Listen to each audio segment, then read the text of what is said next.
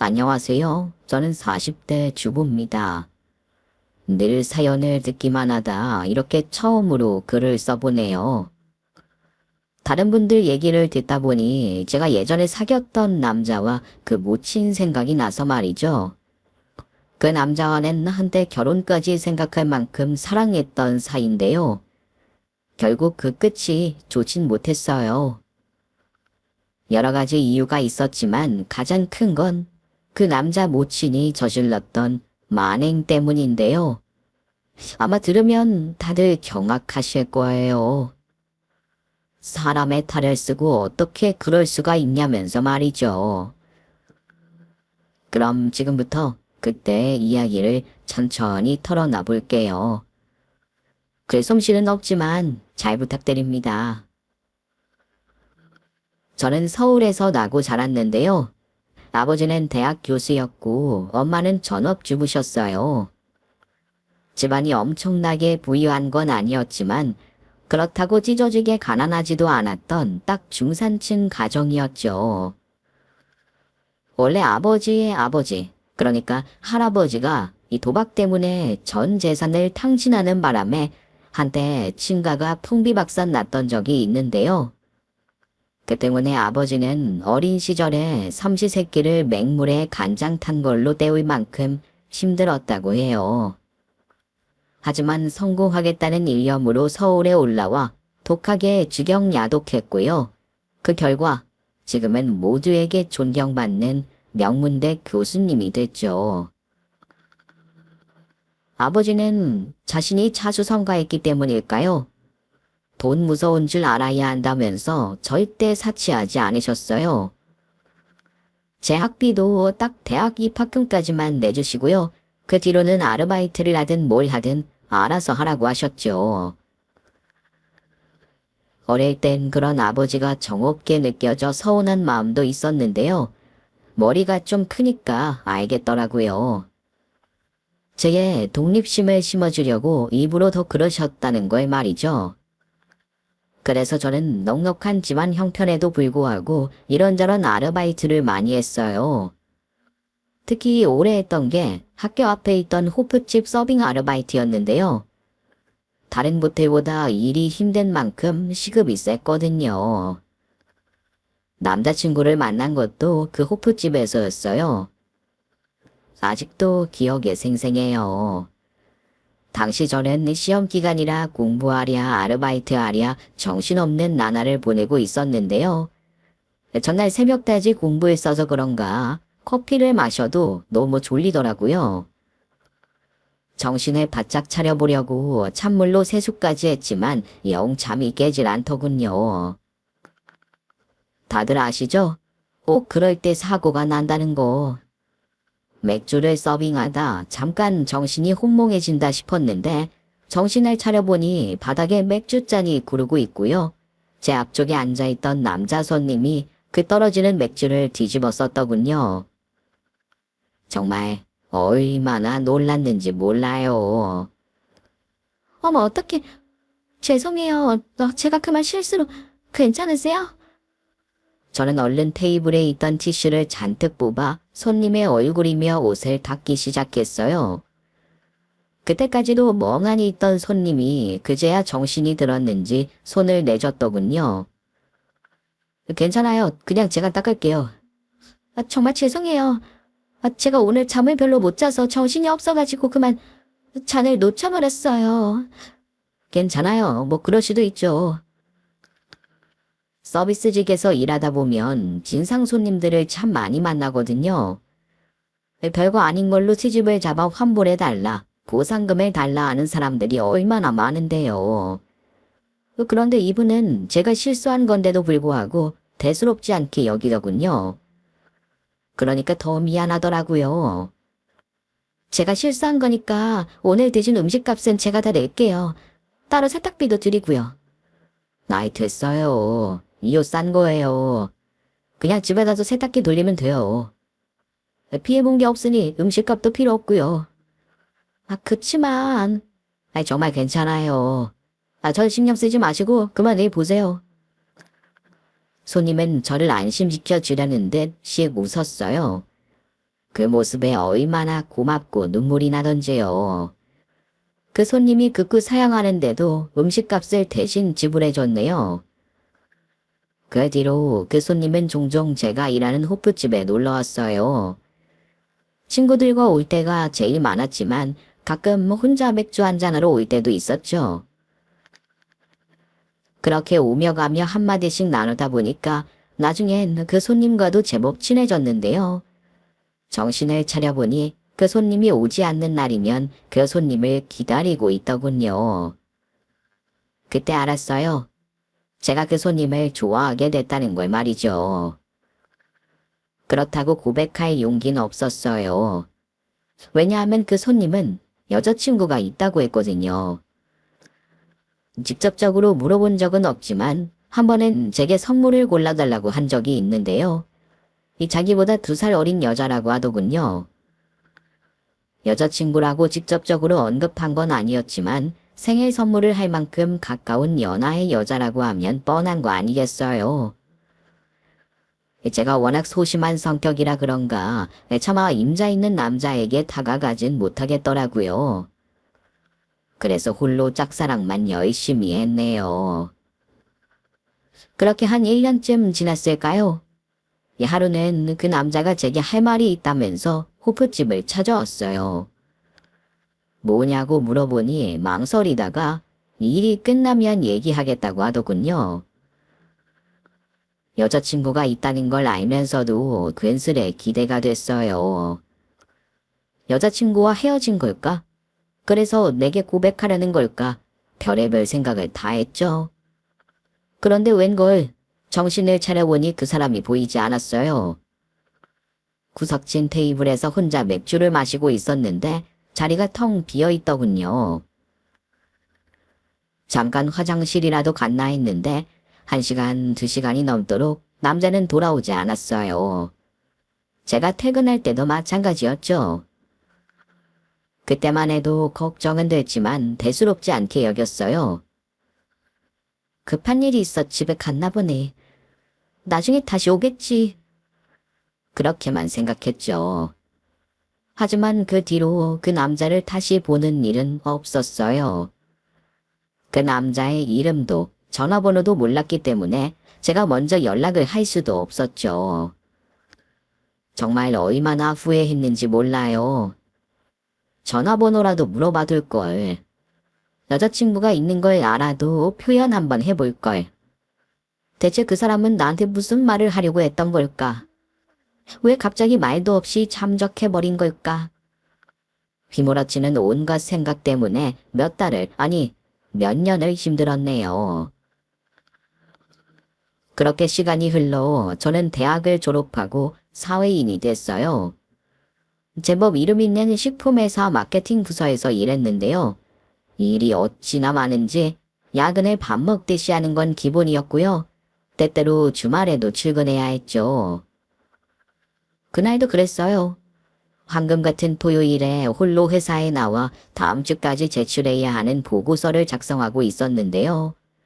금방 끝날 줄 알았는데 자료가 워낙 방대해서 생각보다 더 시간이 걸리더라고요. 정신을 차려보니 어느새 막차 시간이 가까워져 있었죠. 아버지가 엄하셔서 외박은 절대 안 됐거든요.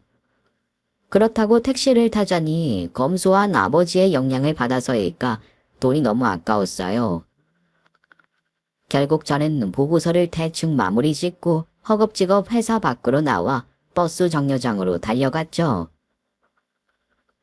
주말 늦은 시간이라 그런지 정류장엔 나이 지긋해 보이는 아저씨 한 명 빼고는 아무도 없었어요. 회사가 있던 곳이 전형적인 오피스타운이라 주말엔 사람들이 싹 빠져서 유령 도시 같았거든요. 평소처럼 두 귀에 이어폰을 꽂고 음악을 듣기 시작했는데요. 갑자기 아저씨가 제 쪽으로 다가온다 싶더니만 갑자기 제 어깨를 툭툭 치면서 뭐라고 하더군요. 저는 뒤늦게 이어폰을 귀에서 빼고 입을 열었어요. 네? 뭐라고 하셨어요? 왜 내 말 무시하냐고? 내가 말하는 게 말 같지가 않아? 제가 음악을 듣고 있느라 뭐라고 하셨는데요? 이래서 요즘 젊은 것들은 안 돼. 기본이 안 돼 있잖아. 옆에 사람이 있는데 귓구녕에 이어폰이나 쳐 꽂고 있고. 야, 너 몇 살이야? 왜? 아저씨는 갑자기 저를 향해 삿대질을 하면서 마구잡이로 화를 쏟아내기 시작했어요. 왜 이러나 싶었는데 아저씨가 말할 때마다 비릿한 알코올 냄새가 퍼지더군요.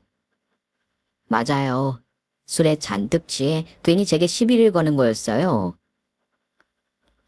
대낮에 사람 많은 공간이었다면 저도 대거리를 했을 텐데 주변은 어두컴컴하지 지나가는 개미 한 마리 없지. 너무 무섭더라고요. 그래서 저도 모르게 울컥 눈물이 나오더군요. 기다리는 버스는 또 왜 그리도 안 오던지요. 갑자기 왜 이러시는 거예요?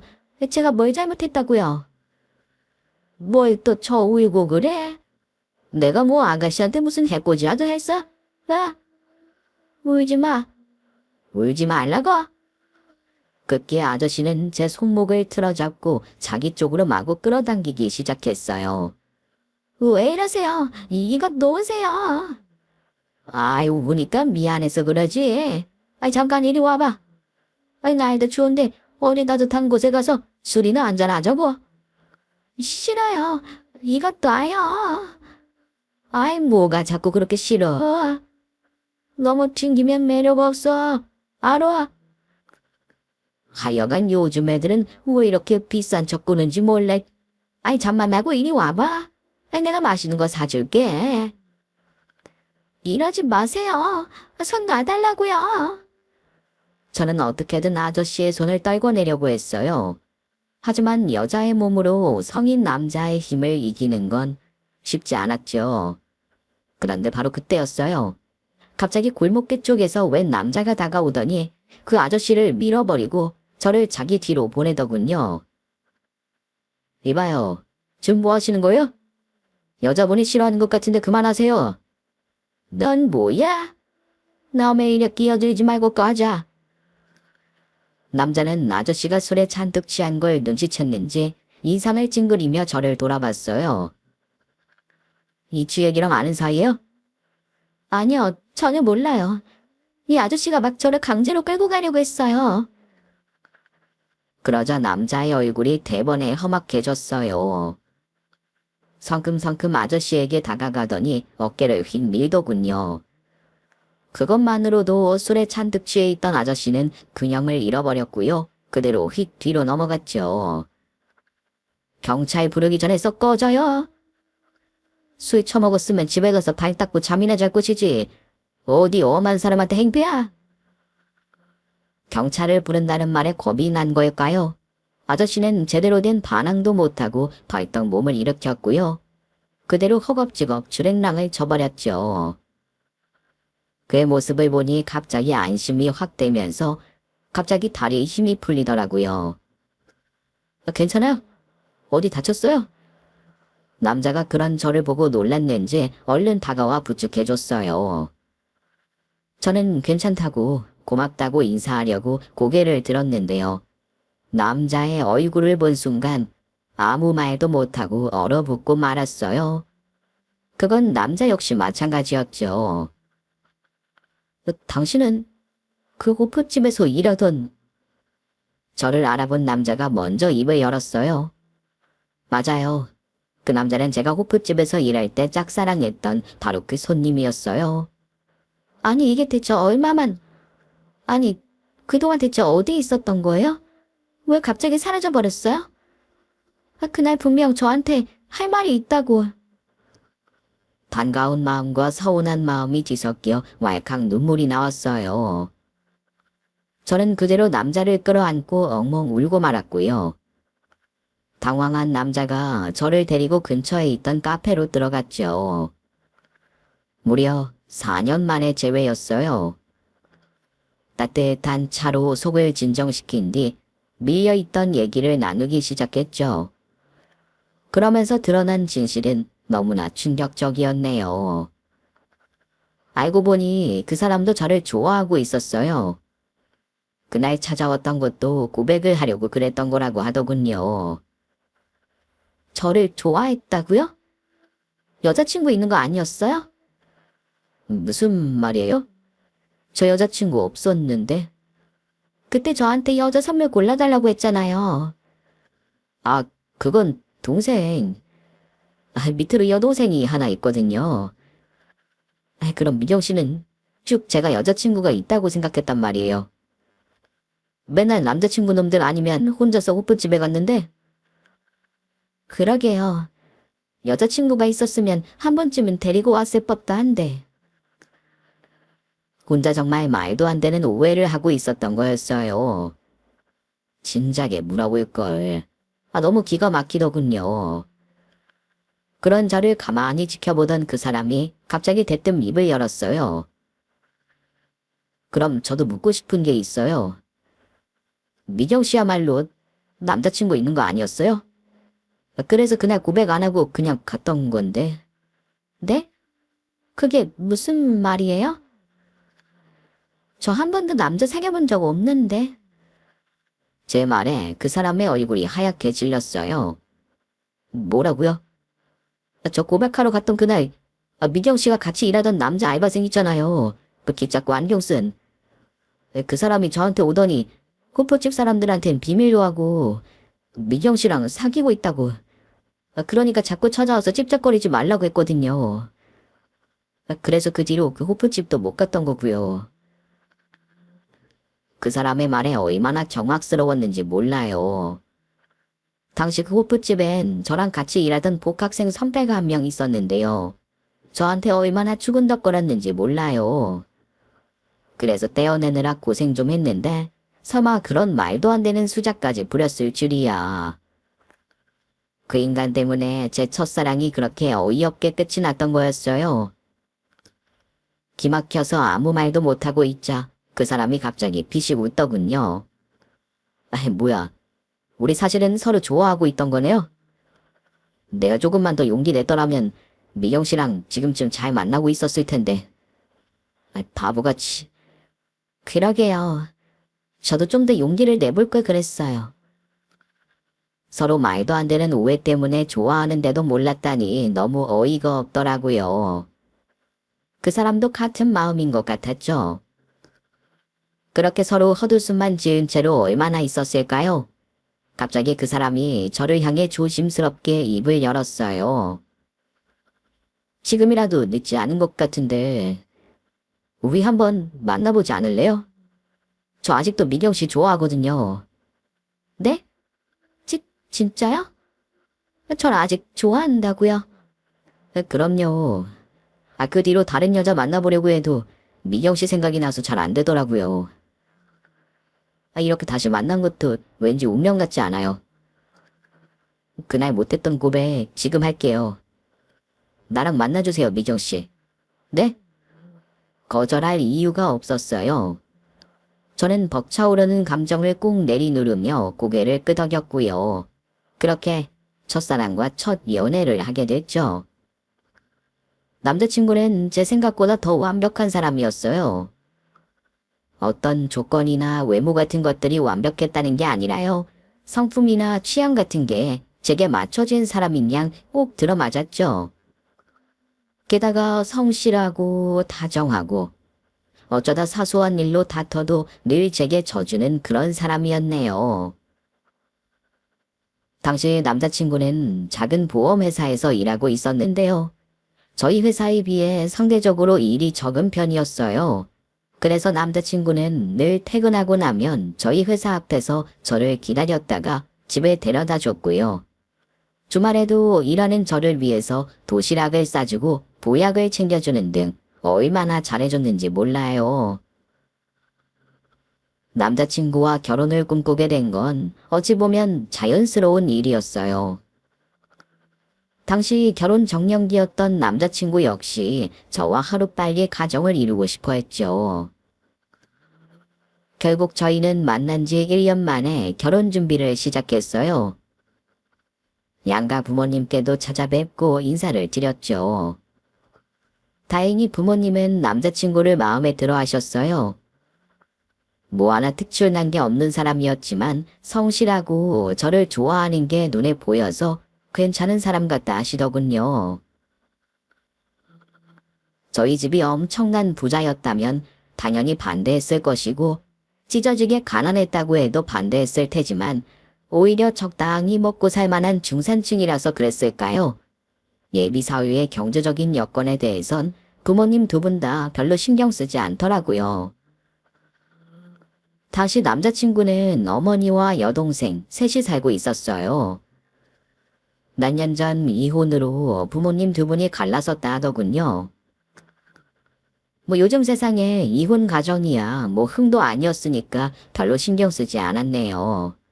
그런데 남자친구가 예비 시어머니를 소개하기 전에 그런 말을 하더군요. 우리 엄마가 좀 뭐랄까 너무 지나치게 솔직하다고 해야 하나? 속에 있는 말을 못 참고 다 하시는 편이거든. 그러니까 혹시라도 우리 엄마 말에 너무 기분 상하지 마. 별 뜻 없이 그러시는 거니까. 그리고 어차피 결혼하면 분가에서 따로 나와 살 거니까 걱정하지 말고. 도대체 어떤 분이길래 남자친구가 저렇게까지 말하나 궁금하더라고요. 남자친구는 진짜 타인에 대해 그렇게 나쁘게 말하는 사람이 아니었거든요. 그렇게 호기심 반, 걱정되는 마음 반인 상태로 예비 시어머니를 만나게 됐죠. 그날이 아직도 기억에 생생해요. 잘 보이고 싶은 마음에 고급 한정식 집을 예약해 저녁을 대접했는데요. 예비 시어머니는 남자친구 친모가 맞나 싶을 만큼 닮은 구석이 하나도 없었어요. 외모는 물론 성격까지 완전히 딴판이었죠. 남자친구는 진중하면서도 섬세한 구석이 있는 사람이었는데 예비 시모는 풍채도 커다랗고 성격도 시원시원하시더군요. 아이여 그래. 너네들이 좋아서 결혼한다는데 내가 뭐 입을 댈 게 있나. 둘이 한번 잘 살아봐. 그렇게 말씀해 주셔서 감사합니다 어머님. 감사하긴. 근데 미경이 너네 아버지가 대학 교수라며? 뭐 어디 학교? 아, 그 땡땡대학에서 일하고 계세요. 땡땡대학? 어머, 거기 유명한 대학 아니니? 대학 교수면 돈도 잘 벌 텐데 모아둔 재산도 좀 있겠네. 네? 재산이요? 예비 시어머니는 생각보다 더 직설적인 분이었어요. 남자친구가 왜 미리 그렇게 밑밥을 깔았는지 알겠더군요. 제가 당황한 기색을 보이자 옆에 있던 남자친구가 아이 엄마 그런 건 왜 물어보고 그래요 하면서 예비 시어머니에게 눈치를 줬어요. 그러자 예비 시어머니가 어색한 표정으로 너털 웃음을 터뜨리더군요. 아유 그러게 나도 참 주책이야. 별걸 다 묻지? 근데 미경이 넌 아직 어려서 모르겠지만 결혼은 현실이거든. 이런 건 서로 다 묻고 따지고 해야 돼. 내가 유별난 게 아니라 똑똑한 거라고. 그 뒤로도 예비 시어머니는 어머니는 뭐 하시냐, 지금 하는 일은 월급이 얼마나 되냐 등 주로 경제적인 부분에 대해서 꼬치꼬치 캐물었어요. 저는 어른이 물어보는데 차마 뭐라고 하지도 못하고 꼬박꼬박 대꾸해줬죠. 다행히 제 대답이 예비 시어머니 마음에 들었던 모양이에요. 더 정확히는 제 경제적인 조건이 예비 시어머니 마음에 들었던 거겠지만요. 식사를 끝내고 나오면서 예비 시어머니가 제 손을 꼭 잡고 그러더군요. 셰플도 탄 김에 빼랬다고? 얼른 상견례하고 날 잡자꾸나. 난 우리 미경이가 너무 마음에 들거든. 딱 처음 보자마자 왠지 모르게 정이 가더라고. 내 딸보다도 더 딸 같아. 그렇게 말해주시니 감사합니다 어머님. 아유 어머님은 무슨 그냥 엄마라고 불러. 호들갑스러운 예비 시어머니의 반응에 기쁘기보단 좀 찜찜했어요. 처음 만나자마자 경제적인 조건들만 줄줄이 물어보고는 갑자기 딸 같다고 하시니까 진심인지 의아한 마음이 드는 게 사실이었죠. 만약 제가 없는 집안 딸자식이었다면 쳐다도 안 봤을 것 같은 그런 느낌이었달까요? 하지만 뭐 그렇다고 그게 남자친구와의 결혼을 엎어야 할 만큼 마음에 걸리는 건 아니었어요. 막장 드라마에 나오는 시어머니들처럼 저를 구박하거나 막대하신 게 아니었으니까요. 또 남자친구 말처럼 결혼해서 따로 살면 자주 볼 일도 없을 텐데 크게 신경 쓰지 말자 했네요. 그렇게 양가 부모님께 허락도 받았겠다. 그 뒤로 저와 남자친구는 결혼 준비에 더욱더 박차를 가했어요. 상견례 때 예비 시어머니의 돌발 발언들 때문에 진땀을 빼긴 했지만 다행히 아버지도 엄마도 크게 기분 나빠하진 않더군요. 아니 글쎄 대놓고 저희 아버지에게 모아둔 재산이 얼마나 되냐고 묻지 않겠어요. 아유, 그 내가 이런 거 대놓고 묻는 게 예의는 아니라는 거 아는데. 그래도 하나뿐인 아들놈 결혼시키는데 혹시라도 이상면 집에 장가 보내봐요. 두 분 다 아시잖아요. 결혼하면 남자가 훨씬 더 손해라는 거. 여자야 결혼하면 일 그만두고 집에서 편하게 놀고 먹으면서 애 낳 키우지만 어디 남자는 그런가요? 처자식 부양하려면 아주 등골이 빠져라 일해야 하는데. 근데 거기에 처갓집 식구들까지 더해진다고 생각해봐요. 우리 아들이 워낙 책임감이 강해서 분명 외면 못하고 다 창기러질 텐데. 저는 그 꼴은 못 보내요. 예비 시어머니의 말에 당황한 저희 부모님은 그냥 어색한 웃음만 흘리셨어요. 그러자 눈치를 보던 남자친구가 슬그머니 입을 열더군요. 엄마 진짜 왜 그래요? 내가 여기 오기 전에 분명히 얘기했죠. 말 조심하라고. 얘기하기 전에 한 번 더 생각하고 말하라고. 어머 얘는 나 충분히 10번 100번 생각하고 말한 거야. 우리 아들이 이렇다니까요. 아주 나를 철없는 애 취급해요. 하지만 상견례 때 이런 현실적인 문제를 툭 까놓고 얘기해야지. 안 그래요? 하하, 사부인 말이 맞습니다. 다행히 아버지가 그런 예비 시어머니에게 맞장구를 쳐줬어요. 그리고 예비 시어머니가 물어보는 예의 없는 질문에 착실하게 대답을 해줬죠. 혹시라도 이 일로 결혼을 반대하면 어떡하지 싶었는데 다행히 두 분 다 집에 돌아오는 길에 남자친구 걱정만 하더군요. 사부인이 참 솔직하시네. 김서방이 사부인 때문에 고생 좀 했겠더라. 그러니까 말이야. 결혼하고 합가하거나 그럴 건 아니지? 아니에요. 오빠도 약속했어요. 결혼하면 분가할 거고 시댁하고는 왕래 잘 안 할 거라고. 그러니까 걱정하지 마세요. 그래. 뭐 사부인도 나쁜 의도로 그러신 건 아닐 거야. 하나뿐인 아들 장가 보내는데 걱정이 돼서 그랬겠지. 부모님이 너른 마음으로 예비 시어머니의 만행을 이해해 주셔서 얼마나 다행이었는지 몰라요. 상견례 이후 남자친구와 제 결혼식 준비는 급속도로 진행됐어요. 식장도 결정했고요. 소위 스드메라고 하나요? 스튜디오 촬영과 드레스, 메이크업 샵도 전부 결정했죠. 직장 다니면서 결혼 준비까지 둘이 하긴 아무래도 벅차서 업체의 도움을 좀 받았네요. 그렇게 다가오는 결혼식만 손꼽아 기다리던 어느 날이었어요. 인생사 새옹지 말라고 뜻밖의 비극적인 사고가 제게 찾아왔죠. 바로 저희 친정엄마가 뺑소니 사고로 갑작스럽게 세상을 떠나신 거였죠. 처음 아버지에게 전화 받고 얼마나 놀랐는지 몰라요. 병원에 도착했을 때 이미 엄마는 싸늘한 죽음이 돼 있었죠. 늘 곁에 있을 거라고 믿었던 엄마가 설마 제 결혼식도 못 보고 돌아가실 줄이야. 부모를 잃어보신 분들은 아실 거예요. 가슴이 미어지고 창자가 에이는 그 슬픔.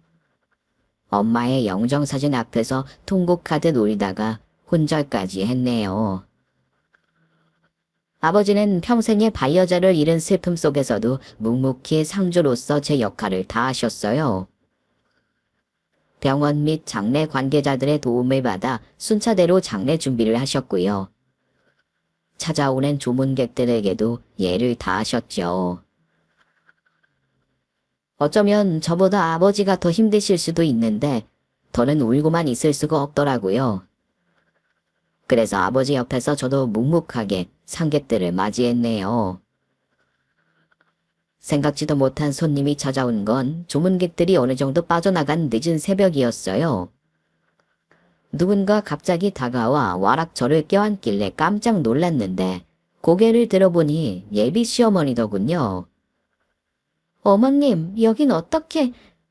아유, 어떻게 오긴 상철이한테 들었지. 아, 와주셔서 감사해요. 감사하긴. 이제 한 식구인데 당연한 일이지.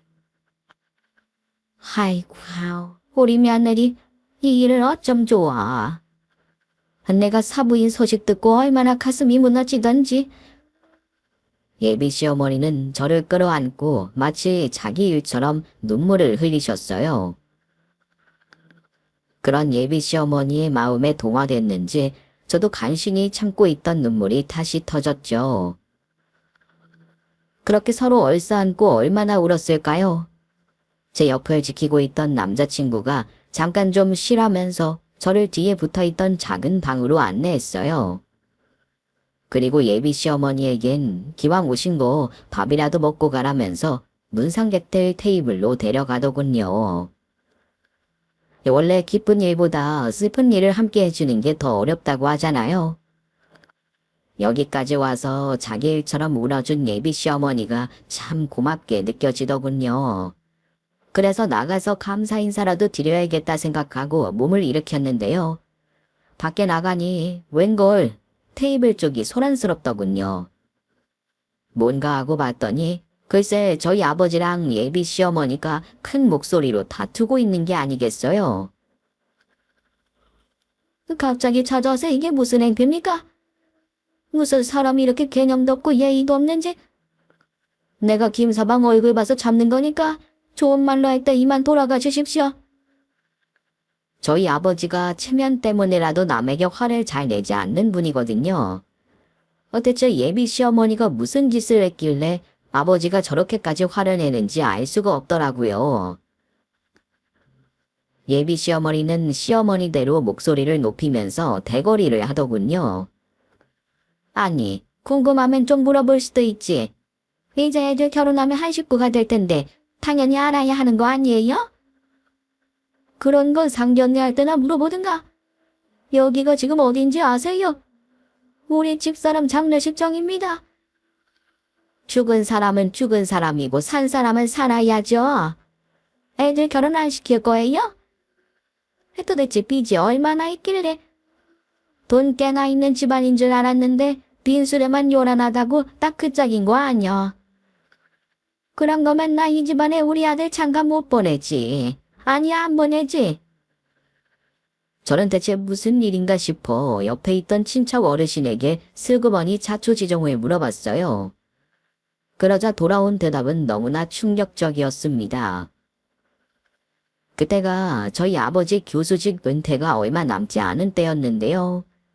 아버지도 막상 은퇴할 때가 되니 이런저런 생각이 많아지셨던가 봐요. 그래서 고민하시다가 노후 대비를 하고자 그동안 모아뒀던 돈으로 큰아버지 하시는 사업에 투자를 했는데요. 그래서 그게 쫄딱 망했다지 뭐예요. 큰아버지는 그걸 여태까지 비밀로 하고 있다가 뒤늦게 저희 아버지에게 털어놓고 사과를 하셨고요.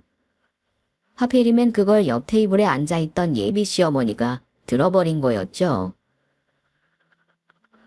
장가를 안 보낸다는 게 무슨 소립니까? 파혼하자는 겁니까? 그래요. 솔직히 미경이 걔가 뭐 나이가 어리기래요, 예쁘기래요. 대기업 다니는 거? 그것도 난 별로야. 괜히 우리 아들 기나 죽일 텐데. 여자는 그저 어리고 손에서 시애미랑 지아비 말에 고분고분하고 손주나 잘 낳아주면 되거든. 미경이 걔 달거리도 불규칙하다면서요.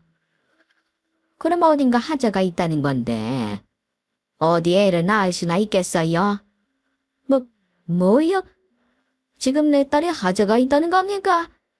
그럴 수도 있다는 거죠. 어쨌든 그래서 썩 마음에 드는 게 없었지만 그래도 교수 집안 딸이라고 해서 돈은 좀 있겠구나 했는데 이거 지금 보니까 순 못 사는 집안이었네.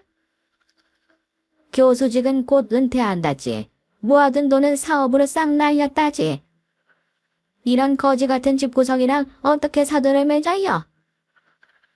예비 시어머니는 저희 아버지를 향해 차마 입에 담지도 못할 막말을 쏟아냈어요. 그리고는 자기 아들을 돌아보면서 그러더군요. 김상철 너 지금 엄마가 하는 말 다 들었지? 미경이랑 당장 파혼해라. 결혼이고 뭐고 다 없던 걸로 하라고. 알겠어? 예비 시어머니의 말에 남자친구가 기가 막히다는 듯 입을 떡 벌렸어요. 엄마, 그걸 지금 말이라고 해요? 왜? 내가 못할 말했니? 제발 이번만큼은 엄마 말 좀 들어. 아유, 허구한 날 속만 썩이던 네가 웬일로 괜찮은 여자를 물어왔다 했다. 걱정 마. 너 정도면 미경이 년보다 훨씬 더 좋은 조건의 여자 만날 수 있으니까. 그놈의 조건. 그만 좀 하세요. 저희 집은 이혼 가정에 훨씬 더 덜 볼 일 없는데 왜 그렇게 조건을 따져대는 거예요? 우리 집이 별로니까 더 조건을 따지는 거지? 그리고 네가 어디가 어때서? 키 크지, 얼굴 이만하면 잘생겼지, 직장 다니면서 따박따박 돈 벌어오지. 너 정도면 1등 신랑감이야. 이런 집안에 장가 보내기엔 너무 아깝다고. 그만 좀 하세요. 전 조건 같은 거 따져서 미경이랑 결혼하라는 게 아니에요. 사랑해서 하려는 거라고요. 장인어른이 교수든 아니든 빚이 있건 없건 그건 저랑 상관없어요. 한창 예비 시어머니와 말싸움을 하던 남자친구가 뒤늦게 절 발견했어요. 화들짝 놀라면서 자기 엄마 손을 잡고 밖으로 나가려고 하더군요. 일단 나가요. 집에 가자고요. 지금 여기서 이런 얘기 나누는 게 말이 된다고 생각하세요? 아니 아까부터 자꾸 왜 그러냐? 장례식이 뭐 무건수행하는 곳이야? 사람 죽은 건 죽은 거고 따질 건 제대로 따져야지. 까놓고 말해서 민현이 엄마가 뭐 사람 구하다 순직했니? 뺑소니 사고로 황천께 간 건데 애도를 하면 뭐 얼마나 대단한 애도를 해야 한다고 사람 말도 제대로 못하게 해. 예비 시어머니의 말에 갑자기 머릿속에 무언가가 툭 끊어지는 기분이 났어요. 저희 아버지가 투자한 사업이 망했다는 걸 알고 결혼 없는 거? 뭐 그건 그럴 수 있어요. 예비 시어머니 말처럼 결혼은 현실이었으니까요. 하지만 안타까운 사고로 돌아가신 저희 엄마를 두고 그렇게 막말을 하는 건 도저히 참을 수가 없었네요. 저는 모여있던 사람들을 해치고 예비 시어머니에게 달려갔어요. 그리고 테이블에 있던 뜨끈뜨끈한 육개장을 그대로 예비 시어머니 얼굴에 부어버렸죠. 아이고 머니나, 이게 뭐야? 내 무한. 어느 정도 식어 있어서 그렇게 크게 뜨겁진 않았는데요. 육개장이 맵고 기름지잖아요. 예비 시어머니의 얼굴은 순식간에 시뻘건 국물로 엉망이 됐고요. 눈이 아린지 제대로 뜨지도 못하더군요. 전 그런 예비 시엄니를 뒤로 밀치고 연거푸 따귀를 날렸네요. 뭐, 땡손이 사고로 죽은 건데 뭐 얼마나 대단한 애도를 해야 하냐고. 그게 죽은 사람 가족들 앞에서 할 말이야? 결혼은 나야말로 사절이야. 너같이 막대 먹고 경우 없는 여자를 시어머니로 모시고 싶을 생각은 눈꼽만큼도 없거든? 너 인연, 감히 나한테 이런 짓을 해. 내가 너 가만히 둘 줄 알아? 폭행죄로 고소할 거야. 고소하고 싶으면 해봐. 우리 이모가 변호사거든. 나야말로 당신 모욕죄로 고소할 거니까 두고 보라고. 그렇게 제대로 눈도 못 뜨는 예비 시어머니를 얼마나 때렸을까요? 아버지와 친척들의 만류에 간신히 진정이 될 때쯤 갑자기 장례식장 밖이 소란스러워졌어요. 뭔가 싶어 밖으로 나가보니 검정색 고급 승용차 수십 대가 도열해 있더군요. 그리고 곧 경호원으로 보이는 사람들이 우르르 내렸고요. 제일 고급스러워 보이는 승용차에서 예순이 훌쩍 넘어 보이는 할아버지가 내리더군요. 왠지 모르게 낯이 익다 했더니 웬걸 텔레비전에도 제법 얼굴이 알려진 유명 정치인이었어요. 처음엔 다른 장례식장 손님인 건가 했는데요. 글쎄 그분이 저희 아버지를 보자마자 다가와 손을 맞잡는 게 아니겠어요. 아버지도 그 할아버지를 보고 갑자기 눈시울을 붉히며 아무 말도 못하고 있었죠. 우리 순애는 어쩌다가... 죄송합니다 장인어른. 제가 뭐라고 드릴 말씀이 없습니다. 아니네. 자네가 무슨 잘못이 있겠나? 그저 우리 순애가 이렇게 비통하게 가버릴 줄 알았으면 진작에 용서하고 얼굴이라도 자주 볼 것을. 알고 보니 그 할아버지는 저희 엄마의 친정아버지, 즉 제 외조부였어요. 저는 그동안 저희 엄마가 고아인 줄 알았는데 그게 아니었더군요. 사실 저희 엄마는 유명 정치인의 딸이었는데 집안에서 아버지와의 결혼을 반대하자 그대로 연을 끊고 나와 살았던 거예요. 뒤늦게 정신을 차리고 제게 따지려고 달려나왔던 예비시모는 그대로 그 자리에 굳어버렸어요. 아무래도 저희 할아버지의 정체를 알아챈 것 같더군요. 아니 이게 무슨 일이야? 돌아가신 사부인이 저 사람 딸이었다고? 아니 상철이 넌 그렇게 중요한 얘기 왜 안 해줬어? 저도 몰랐어요. 그리고 그걸 알면 뭐가 달라져요? 달라지지. 정치인 딸이라고. 너 정치인들이 돈이 얼마나 많은 줄 알아? 특히 저 사람들은 조폭들이랑 연줄이 다 있다는 소문도 있는데. 예비시모는 저와 아버지에게 저질렀던 만행이 생각나는지 얼굴이 새파랗게 질렸어요. 겁에 잔뜩 질린 게 금방이라도 오줌을 지릴 것 같은 꼴이더군요. 그리고 저희 할아버지가 아버지의 안내를 받아 장례식장 안으로 들어가자 그대로 꽁지가 빠져라 도망가 버렸어요. 자기가 저지른 짓 때문에 혹시라도 해코지를 당할까 겁이 난 것 같았죠. 혼자 남겨진 남자친구는 제게 말을 걸고 싶은 눈치였는데요. 저는 저대로 처음 뵌 할아버지에게 인사드리랴 어수선해진 장례식장을 정리하랴 정신이 없었네요. 그렇게 친정엄마를 잘 보내드리고 한 달쯤 지나서야 남자친구를 다시 만났어요. 사실 그전에도 남자친구에게서 계속 연락은 왔는데요. 일부러 연락을 받지 않았어요. 예비시모가 저지른 만행 때문에 머릿속이 복잡해져서 말이죠. 남자친구는 그런 제 마음을 알았는지 저를 보자마자 머리부터 숙였어요. 미안해 미경아. 정말 우리 엄마가 저지른 잘못에 대해선 입이 10개라도 할 말이 없다. 나도 그런 엄마 때문에 어릴 때부터 정말 힘들었고 창피한 일도 많았어. 그래. 오빠가 왜 그렇게 내가 어머님 만나는 걸 걱정했는지 알 것 같더라. 나랑 결혼은 할 거지? 나 미경이 너 정말 많이 사랑해. 결혼해도 절대 우리 엄마 볼 일 없게 한다고 내가 약속할게. 응? 글쎄, 그게 되겠어? 난 잘 모르겠다. 어쨌든 한 가지 확실한 건 앞으로 어머님 얼굴 다신 보고 싶지도 않다는 거야. 그런 사람하고 가족이 될 자신이 없어. 가족이 안 되면 되지. 내가 우리 엄마랑 연을 끊으면 되잖아. 그럼 되는 거 아니야? 난 너만 있으면 아무것도 필요 없어. 진짜야. 처음엔 저를 잡기 위해 그냥 하는 말이라고 생각했는데요. 웬걸 놀랍게도 남자친구는 예비시모가 아닌 저를 선택했어요. 안 그래도 평소 이런저런 문제로 예비시모와 갈등이 많았던 것 같더군요. 바로 짐을 싸들고 나와 따로 집을 구했고요. 예비 시모에겐 다신 얼굴 보고 살지 말자면서 절연을 선언했습니다. 미경아, 나 우리 엄마한테 아무런 애정도 없어.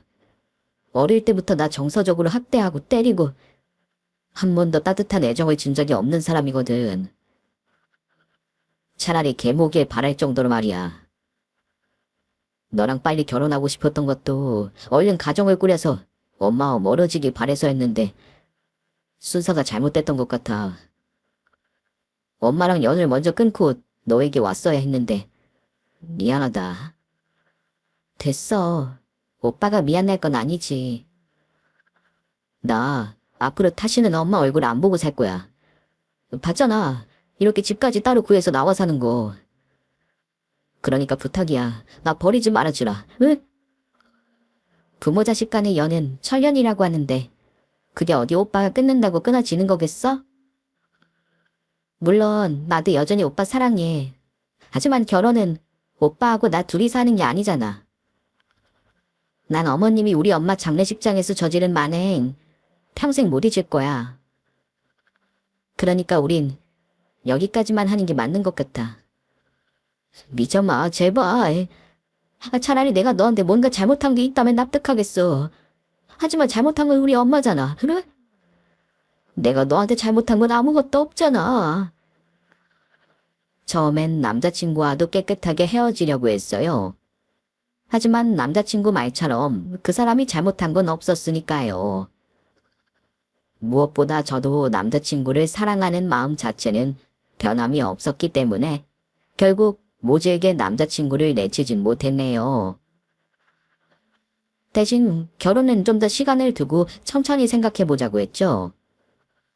그러자 예비 시모는 안달이 났던가 봐요. 자꾸 한 번만 만나달라는 걸 무시했더니 급기야 저희 회사 앞까지 찾아왔더군요.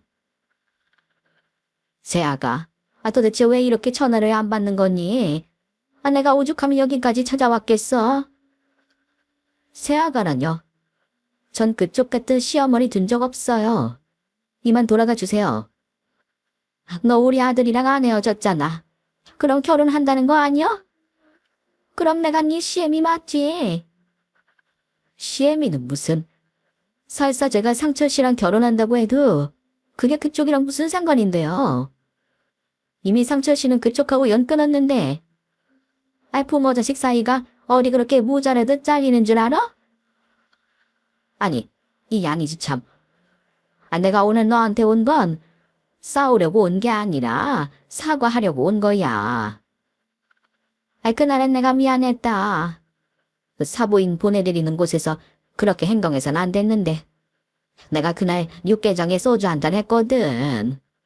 술이 과해서 실수한 것 같아. 사돈 어른에 대해서 생각지도 못한 얘기를 들으니 당황한 것도 있고. 예비 시모는 뒤늦게 제게 고개를 숙였어요. 하지만 진정성은 하나도 느껴지지 않았죠. 왜 이제 와서 사과를 하세요? 그날은 아주 다시 안 볼 사람처럼 막대하더니. 왜 그런지 알겠다. 저희 할아버지 때문이죠. 교수고 뭐고 빚만 잔뜩 생긴 망해버린 집구석인 줄 알았는데 갑자기 정치인 외조부가 있다니까 마음이 돌아선 거잖아요. 안 그래요? 얘는 그게 무슨 말도 안 되는 소리니? 그날은 내가 너희 아버지 빚에 대해서 전혀 몰랐는데 알게 돼서 당황해서 그런 거고. 너희 집에 돈이 얼마가 있든 너희 외조부가 정치인이든 아니든 난 아무 상관없다. 내가 말했잖니. 난 그냥 네가 내 딸 같고 좋아서. 딸 같은 소리 하고 있네. 난 그날 당신이 우리 엄마한테 했던 모욕 평생 못 잊어. 그러니까 개수작 부리지 말고 썩 꺼져. 제 단호한 말에 설득이 힘들다고 느낀 걸까요? 예비 시모가 언제 그랬냐는 듯 가증스러운 표정을 싹 지우고 야차처럼 입을 열었어요. 인연이 어른이 이렇게 숙이고 들어오는데 끝까지 지 잘났다고 고개를 뻣뻣하게 쳐주라. 야 이년아, 그럼 네가 빼앗아간 내 아들이라도 돌려줘. 내가 아들을 빼앗아 갔다니. 잡았대 생각하지 마. 우리 아들이 여우 같은 인연한테 홀딱 빠져선 지금 날 아예 보지도 않잖아. 너 만나기 전까진 나한테 얼마나 잘했는데. 당장 우리 아들하고 헤어져. 나한테 돌려주라고. 참나. 내가 돌려주고 말고 할 게 어딨어. 그 사람이 이미 그쪽한테 질려서 도망친걸. 얼마나 인간이 밑바닥이면 배 아파 낳은 자식까지 도망을 가. 한심한 인간 같으니라고. 뭐야? 인연이 너 말 다 했어? 예비시모는 분을 참지 못하고 제게 달려들려고 했어요. 하지만 쥐꼬리만큼도 무섭지가 않더군요. 아니, 다 못했는데. 어디 손대고 싶으면 손 대봐. 우리 외할아버지가 어떤 분인 줄은 알지. 콩밥 먹거나 지도새도 모르게 뒷산에 묻히고 싶거나 뭐가 됐든 원한다면 한번 손 대보라고. 제 말에 예비시모가 멈칫했어요. 그래도 정치인의 힘이라는 게 무섭긴 무서운가 보더군요. 전 그런 예비시모를 비웃으면서 다시 입을 열었죠. 겁먹은 꼴 좀 보라지. 이제 알겠어? 이 천박하고 속물 같은 노인네야? 애초에 격이 안 맞는 결혼이었다는 건 내가 할 말이야. 어디 주제도 모르고 우리 집안하고 사돈을 맺으려고 해. 진짜 우리 할아버지한테 연락하기 전에 당장 꺼져. 다신 찾아오지 말라고. 제 말에 예비시모는 분한 듯 이를 갈았어요. 하지만 제가 핸드폰을 꺼내 외할아버지에게 전화하는 신용을 하자 바로 겁을 먹고 도망쳐버렸죠. 그 꼴을 보고 있자니 얼마나 한심하던지요. 전형적인 강약약 강의 모습이더군요. 다행히 그 뒤로 예비시모를 다시 만나는 일은 없었네요. 남자친구와는 그 뒤로 반년 정도 더 만나다 결국 헤어졌어요. 예비시모 문제는 아니었고요. 현실적인 다른 이유가 있었죠. 그것까지 얘기하면 너무 길어질 것 같아 이 자리에선 굳이 말하지 않으려고 합니다. 어쨌든 저는 남자친구가 저와 헤어지고 나면 예비시모를 용서할 거라고 생각했는데요. 웬걸 여전히 연을 끊은 채 산다 하더군요. 저하고 있었던 일 외에도 예비시모가 이런저런 문제를 많이 일으켰었나 봐요. 나중에 알게 된 사실인데 사치가 심해서 빚도 좀 있었다고 하더군요. 아무리 부모 자식 사이라고 해도 모든 걸 다 이해하고 포용할 수는 없는 거니까요. 그렇게 하나뿐인 아들에게 완전히 버림받은 예비시모는 딸 자식에게도 버림받고 현재 판자촌에서 혼자 살고 있다 하더군요. 돈을 벌긴커녕 빚만 잔뜩인데 당뇨와 고혈압으로 거동도 쉽지 않은가 봐요. 자식들이 멀쩡히 살아있으니 복지센터 지원도 못 받고 거의 죽지 못해 살고 있다 하더군요. 아예 모르는 사이도 아니다 보니 어느 정도 안타까운 마음이 드는 것도 사실이에요. 하지만 돌아가신 친정엄마에게 했던 막말을 생각하면 절대 용서하고 싶은 마음은 없네요. 전 남자친구는 좋은 짝을 찾지 못해 아직도 혼자라 하던데 그 모친이 문제였을 뿐 그 사람 자체는 참 괜찮은 사람이거든요. 하루빨리 좋은 여자 만나 가정을 꾸렸으면 하네요. 저는 현재 누구보다 잘 살고 있어요. 아버지의 사업 투자 실패로 생겼던 빚도 외할아버지가 다 갚아주셨고요. 아버지는 지금 은퇴하고 시골로 내려가 유유자적 제2의 인생을 즐기고 계세요. 저는 저대로 좋은 남자 만나 가정을 꾸렸는데요. 지금 남편은 성실하고 듬직하고 자상한 사람이랍니다. 전에 예비시모한테 하도 대여서 시부모님 처음 만났을 땐 걱정도 많이 했는데요. 다행히 두 분 다 전 예비시모와 달리 교양 있고 좋은 분들이세요. 하나뿐인 며느리라고 제게도 얼마나 잘해주시는지 모른답니다. 시아버지가 사업을 크게 하셔서 재산이 제법 되시는데요. 큰애 낳았을 땐 수고했다고 명품백을, 둘째 낳았을 땐 무려 땅을 증여해 줄 정도로 통도 크시답니다. 곧 시어머니 생신이라 가족들끼리 기념으로 여행을 다녀오기로 했는데요. 벌써부터 기대가 커요.